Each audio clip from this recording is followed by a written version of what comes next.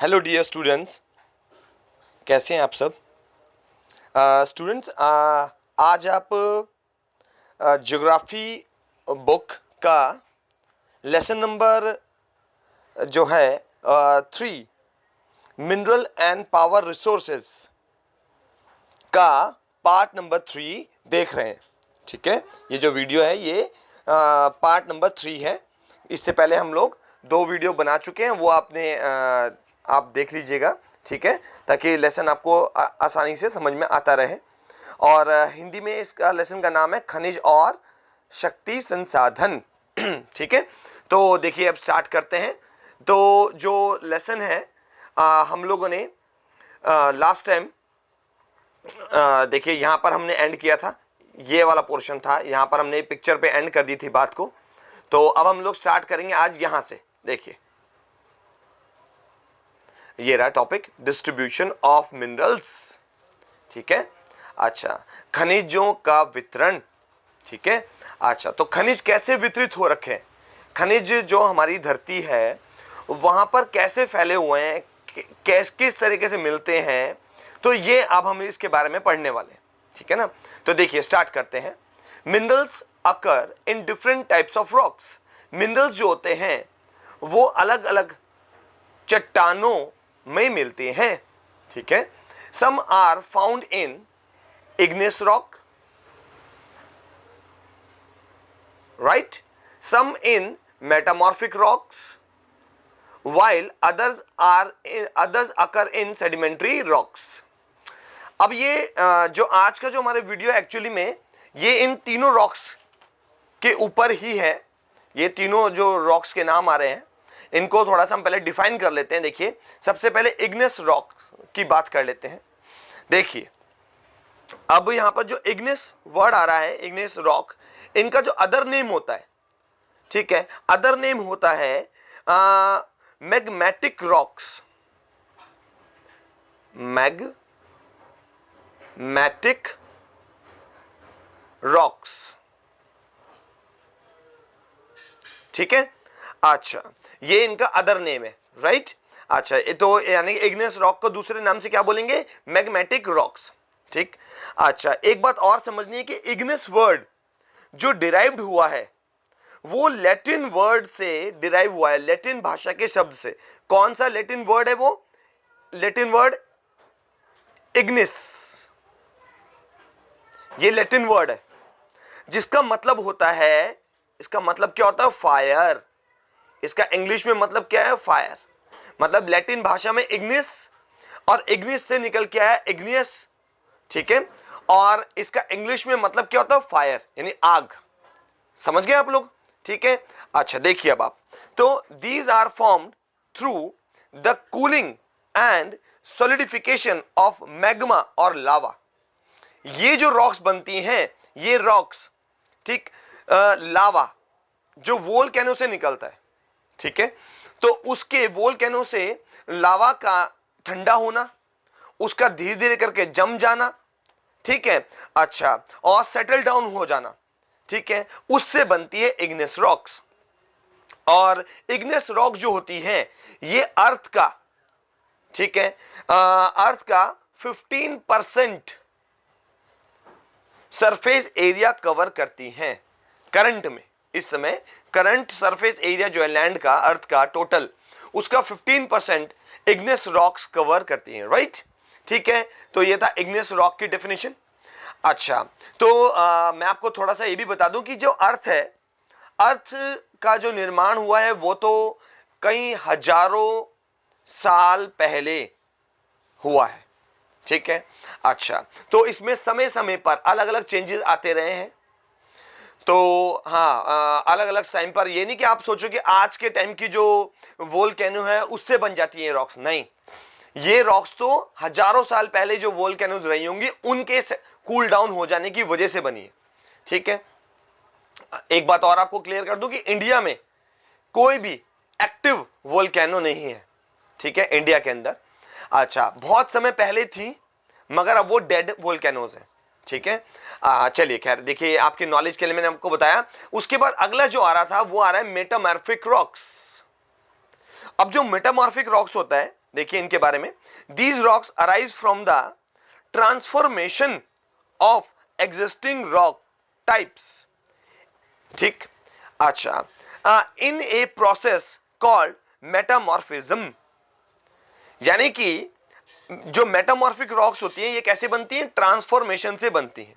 Transformation शब्द का मतलब होता है किसी एक चीज का दूसरी चीज में कन्वर्ट हो जाना, बदल जाना, ठीक है। अच्छा, तो ये कैसे बनती है, ट्रांसफॉर्मेशन से बनती है। और ये जो फिनोमिना है ट्रांसफॉर्मेशन का, इस फिनोमिना को क्या बोलते हैं, मेटामॉर्फिज्म कहते हैं, ठीक। अच्छा, विच मीन्स, मेटामॉर्फिज्म का मतलब क्या है, चेंज इन फॉर्म। क्या बताया मैंने आपको, change in form, change in form, ठीक है।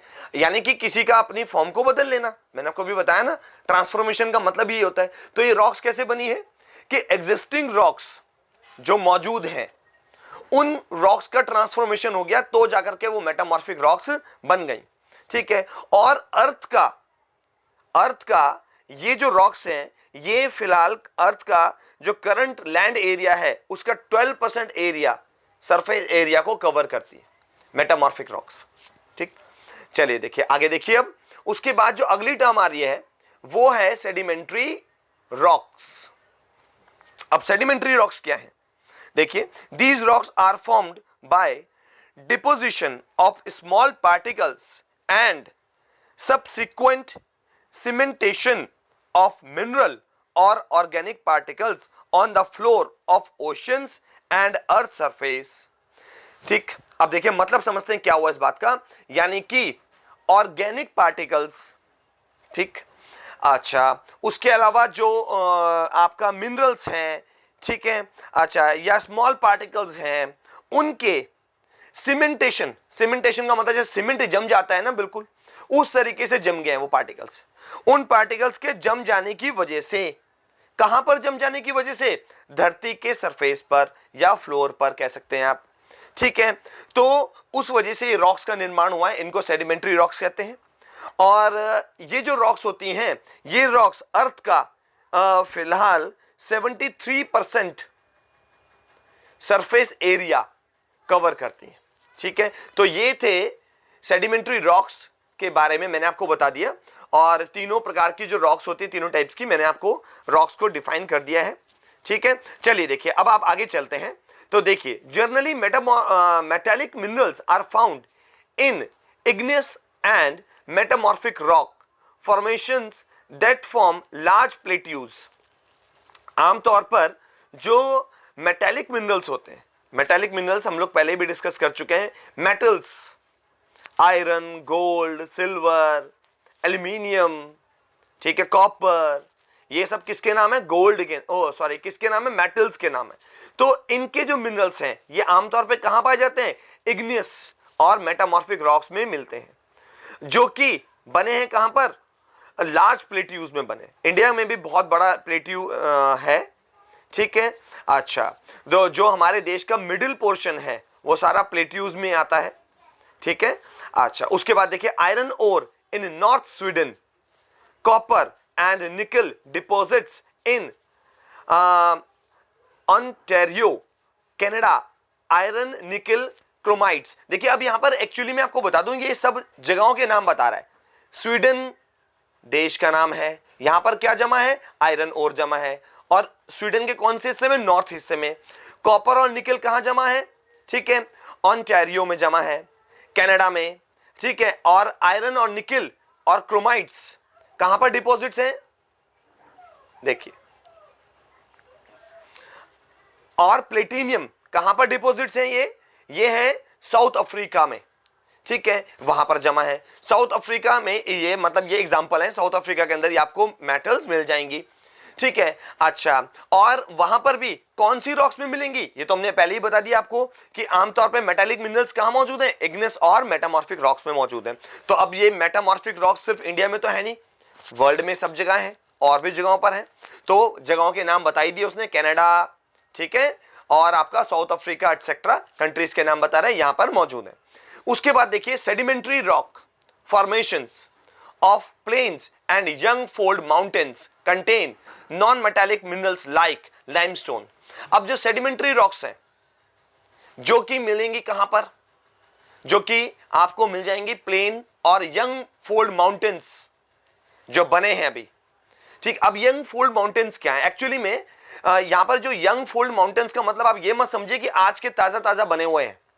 यंग फोल्ड माउंटेन्स का मतलब क्या हुआ कि जो अर्थ है ये अपने जो अर्थ का जो लाइफ रहा है, हिस्ट्री जो रही है, ठीक है, उसमें रेगुलरली चेंजेस आते रहे हैं। तो अगर हम इसकी पास्ट देखें, ठीक है, तो देखेंगे कि अलग अलग टाइम पर अलग अलग रॉक्स बनी हैं या अलग अलग माउंटेन्स बने हैं, ठीक है।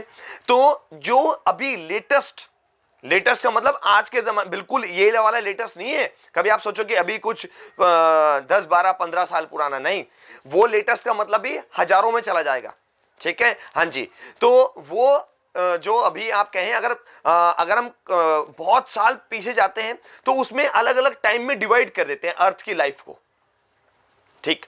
जैसे मान लीजिए मैंने बोला, सपोज कीजिए, समझाता हूं मैं आपको कि 1 से लेकर के 1000 ईयर्स, सपोज करिए, इसको एक एरा मान लिया गया, ठीक है, एक युग मान लिया गया, ठीक है। उसके बाद 1000 से लेकर के सपोज कीजिए 5000 ईयर्स तक इसको सेकंड एरा मान लिया गया, ठीक है। ऐसे ही 5000 से लेकर के 10,000 ईयर्स तक उसको थर्ड एरा मान लिया गया। इस तरीके से एरास डिवाइड होते हैं। तो जो जिन माउंटेन्स की, यंग माउंटेन्स की बात कर रहे हैं, वो अभी जो लेटेस्ट एरा चल रहा है उसमें मिलते हैं, यानी कि उनका निर्माण उन दिनों में हुआ है, ये मतलब है कहने का, ठीक है। तो देखिए अब क्या बोल रहे हैं यहां पर बोल रहा है कि ये जो सेडिमेंट्री रॉक्स हैं वहां पर क्या मिलेंगे आपको, नॉन मेटालिक मिनरल्स मिलेंगे, जैसे कि लाइमस्टोन आपने लास्ट वीडियो में पिक्चर भी देखी होगी, मैंने आपको फोटो भी दिखाई थी लाइमस्टोन की, चूना पत्थर, ठीक है। अच्छा, limestone deposits of Caucasus region of France. अब देखिए फ्रांस में एक इलाका है, ठीक है, क्योकैसस नाम की जगह है, वहां पर ये आपको लाइमस्टोन मिल जाएंगे। और उसके बाद manganese deposits of Georgia and Ukraine and phosphate beds of Algeria are some examples. देखिए अलग अलग कंट्रीज के नाम आ रहे हैं, ठीक है। फ्रांस का नाम आया, अब मैग्नीज कहां डिपॉजिट्स मिले, मैग्नीज मेटल कहां मिल जाएगा, जॉर्जिया में, यूक्रेन में। फॉस्फेट कहां मिल जाएगा, अल्जेरिया में। ये सब एग्जांपल्स बता रहा है यहां पर। और ये कौन से हैं, सेडिमेंट्री रॉक्स हैं, यानी कि सब सेडिमेंट्री रॉक से मिलने वाले हैं, ठीक है। अच्छा नहीं सॉरी, ये वाले नहीं, वो तो नॉन मेटालिक मिलेंगे सेडिमेंट्री से, ये तो सब मेटालिक्स के नाम आ रहे थे, मैग्नीज और क्या बोलते हैं आपका, तो ये तो मेटल का नाम था। तो और हाँ, बट फॉस्फेट और लाइमस्टोन, ठीक, ये आपका नॉन मेटल्स के नाम आ गए, ठीक है ना। अच्छा, क्योंकि लाइमस्टोन जो है, ठीक है, चूना पत्थर, ये है आपका कार्बन से बना हुआ, और carbon is non metal, phosphorus is non metal, तो ये नॉन मेटल्स के नाम आ गए, ठीक है। अच्छा एनीवेज खैर, तो इससे प्रीवियस वीडियो अगर आपने नहीं देखेंगे आप, तो ये जो टॉपिक्स हम अभी बात कर रहे हैं थोड़ा सा आपको डाउट रहेगा, तो इसके लिए प्रीवियस वीडियोस जरूर देख लीजिएगा, ताकि आपको कंफ्यूजन दूर हो जाए कि नॉन मेटल्स क्या है, मेटल्स क्या है, ठीक है। वो पिक्चर्स के थ्रू मैंने दिखाया हुआ है, वहां से आप देख सकते हैं। Minerals fuels such as coal and petroleum are found in the sedimentary strata, यानी कि जो सेडिमेंट्री रॉक्स हैं वहां पर कुछ ऐसे मिनरल्स जिनमें आपको कोल और पेट्रोलियम मिल जाएंगे, जो कि कोल और पेट्रोलियम भी क्या है, नॉन मेटल्स में आते हैं। ये आपको कहां मिल जाएंगे, सेडिमेंट्री रॉक्स में मिल जाएंगे, ठीक है। चलिए देखिए अब आगे चलते हैं। Do you know you can always tell if a rock contains copper because then the rock looks blue in colour. अगर आप एक ऐसी चट्टान देखते हैं जहां पर कॉपर मिलता है तो ये चट्टान नीली नजर आती है, ठीक है। अच्छा, तो आपको ये नॉलेज के लिए बता दूं कि ये नीली इसलिए नजर आती है क्योंकि जो कॉपर होता है, कॉपर में जब रस्टिंग हो जाती है, यानी कि आप आम भाषा में बोलें जब जंग लग जाता है, ठीक है, और जब भी कोई मेटल मिलती है ना, जब अपनी जो अपने ओर फॉर्म में जब मिलती है, तो उसकी जो फॉर्म होती है वो इसी तरीके की होती है, ठीक है। अच्छा, जैसे आप उसे बोल सकते हो जंग खाया हुआ। जैसे आप आयरन को देखेंगे तो आयरन, अगर आप आज के टाइम में जो आप आयरन देख रहे हैं, अगर उसमें जंग लग जाता है, ठीक है, यानी रस्टिंग हो जाती है, तो वो एक्चुअली में हुआ ये है, साइंटिफिकली लैंग्वेज में आप उसे बोलेंगे कि वो अपनी नेचुरल फॉर्म में कन्वर्ट हो गया। ठीक है, यानी कि जिस फॉर्म में वो हमें नेचर से मिला था, अब वो उसी फॉर्म में नेचर में लौट गया। तो अगर आपको दोबारा चाहिए वो, तो आपको उसको फिर वो क्या करना पड़ेगा, एक्सट्रैक्ट आउट करना पड़ेगा। ठीक है, क्योंकि अब उसके अंदर ऑक्सीजन, हाइड्रोजन मिक्स हो गए हैं, आपको उनको अलग करना पड़ेगा और प्योर मेटल को निकालना पड़ेगा। उसी प्रोसेस को एक्सट्रैक्शन कहते हैं। ये भी हमने प्रीवियस वीडियो में डिस्कशन किया था। ठीक है, तो वैसे ही ठीक जैसे आयरन को आप देखते हैं ब्लैक कलर का होता है। ठीक है, मैंने आपको उसकी फोटो भी दिखाई है प्रीवियस वीडियो में। तो आप देखेंगे तो जब आप उसकी ओर फॉर्म देखेंगे तो ओर फॉर्म जो होती है वो आप रस्टिंग को देख सकते हैं, आयरन रस्टिंग को, आपको ऑरेंज या रेड कलर जैसा नजर आता है। ठीक ऐसे ही कॉपर का जो जब अपने ओर फॉर्म में जाएगा कॉपर, तो वो ब्लू में कन्वर्ट हो जाता है। यानी कि उसमें आप कह सकते हो कि वो उसमें हो गया क्या, रस्टिंग हो गई। आप आम भाषा में अगर बोलना चाहे तो आप बोल सकते हैं रस्टिंग हो गई। इसीलिए कॉपर की जो रॉक्स होंगी, चट्टाने जहां से कॉपर मिलेगा, वो भी ब्लू नजर आती है। ठीक है, देखिए अब एशिया की बात कर रहे हैं। एशिया एक कॉन्टिनेंट है जो वर्ल्ड का लार्जेस्ट कॉन्टिनेंट है, और आपको बता दूं कि इंडिया भी एशिया कॉन्टिनेंट में आता है। इंडिया, चाइना, पाकिस्तान, ठीक है, बांग्लादेश, श्रीलंका, ये हमारी नेबर कंट्रीज हैं, और सब ठीक है कहां आती हैं, एशिया कॉन्टिनेंट में आती है। ठीक है, देखिए अब यहां पर पिक्चर दिखाई हुई है एक, world distribution of iron, copper and bauxite. Iron का दिखाया हुआ है कि आयरन कहां मिलता है वर्ल्ड में, कॉपर कहां मिलता है, और बॉक्साइट एक ओर का नाम है। एल्यूमिनियम के ओर को बॉक्साइट कहते हैं। ठीक है, तो ये पिक्चर तो थोड़ा क्लियर नहीं दिख रही है, बाकी मैं आपको थोड़ा सा बता देता हूं कि वर्ल्ड में आप देखेंगे तो इंडिया तो खैर मिनरल्स की जो है बहुत सारी, यहाँ पर बहुत सारी मिनरल्स मिलती हैं। ये कुदरत की देन है, आशीर्वाद है इंडिया के ऊपर कि मिनरल्स की यहाँ पर जो है भरमार है। ठीक है, अच्छा उसके अलावा आप देख रहे हैं रशिया में, ठीक, ऑस्ट्रेलिया में, जापान में, चाइना में, अफ्रीका में, अमेरिका, नॉर्थ अमेरिका, ठीक है, ये ऑलमोस्ट वर्ल्ड में सभी जगह पर है मौजूद। पिक्चर में थोड़ा नहीं दिख रहा है क्लियर, बाकी मैंने आपको देख करके बोल करके बता दिया है। ठीक है, आप सुन करके समझ जाइए कि वर्ल्ड में कहां कहां मिल जाएंगी। तो ऑलमोस्ट वर्ल्ड में सभी जगह पर अवेलेबल है, सिर्फ कुछ एक्सेप्शनल कंट्रीज हैं जहां पर नहीं मिल पाती हैं या कम मिलती हैं। ठीक है, अच्छा तो बाकी वर्ल्ड में सभी जगह पर मिलती हैं। ठीक है, मिनरल सभी जगह मिल जाएंगी। देखिए उसके बाद देखिए China and India have large iron deposits. देखिए अब बता रहा है कि चाइना और इंडिया में तो बहुत बड़ी मात्रा में आयरन जमा होता है, आयरन ओर मिल जाएगा। ठीक है, the continent produces more than half of the world tin. ठीक है, जो एशिया कॉन्टिनेंट है ये दुनिया का आधे से ज्यादा टीन, ठीक है, अच्छा बना लेता है। इतना बड़ा प्रोड्यूसर है एशिया। ठीक है, पूरी दुनिया को सप्लाई करता है टीन। उसके अलावा बोल रहे हैं चाइना, मलेशिया एंड इंडोनेशिया, ये सब कंट्रीज के नाम है। ठीक है, among the world's leading tin producers. ठीक है, टीन भी मेटल का नाम है। ठीक है, इनके लीडिंग प्रोड्यूसर्स हैं चाइना, मलेशिया। ठीक है, अच्छा China also leads in production of lead यानी कि एक किसका नाम है, मेटल का नाम होता है लेड। ये उसका सिंबल होता है लेड का, पीबी। ठीक है, मैंने आपको बताया भी था कि कुछ जब आप हायर क्लासेस में जाना शुरू करेंगे, हायर क्लासेस में जाएंगे, अभी 9th में जाते ही आपको मेटल्स के, ठीक है, साइंटिफिक जो नेम्स हैं और जो उनके सिंबल्स होते हैं वो भी लर्न करने पड़ते हैं। मैंने आपको लेड का सिंबल बता दिया पीबी, और मैंने आपको बता दूं कि लेड से ही आप लेड एसिड बनता है जो कि बैटरीज में डाला जाता है। जो इन्वर्टर की बैटरी होती है ना, तो उसके अंदर ये लेड एसिड पड़ा होता है, लेड से बनने वाला एसिड पड़ा होता है। एंटीमनी, ठीक है, टंगस्टन, ये भी मेटल्स के नाम है। टंगस्टन जो होता है ये मेटल, आपको जो पहले बल्ब आते थे ना, येलो कलर के बल्ब होते हैं, ठीक है, अब तो खैर आजकल तो एलईडी और सीएफएल यूज होने लगे हैं। तो 100 वॉट का जो बल्ब होता है या जो बल्ब आपने देखे होंगे, तो वो जो बल्ब है उनके अंदर बीच में एक छोटा सा चमकने वाला पार्ट होता है। आपको बता देता हूं, जैसे ये सपोज कीजिए बल्ब है, ठीक है, और ये बल्ब का जो हिस्सा होता है ऐसे ये, तो ये वाला जो पोर्शन है, ये वाला, ये जो होता है ये मेटल होता है, कौन सा? टंगस्टन मेटल होता है, राइट? ठीक है, आप अपने नॉलेज के लिए, सॉरी, ठीक है, आप अपनी नॉलेज के लिए टंगस्टन को देख भी सकते हैं अगर आपको मिल जाता है तो, ठीक है ना। अच्छा देखिए आगे देखिए, Asia also has deposits of manganese, bauxite, निकल, जिंक एंड कॉपर।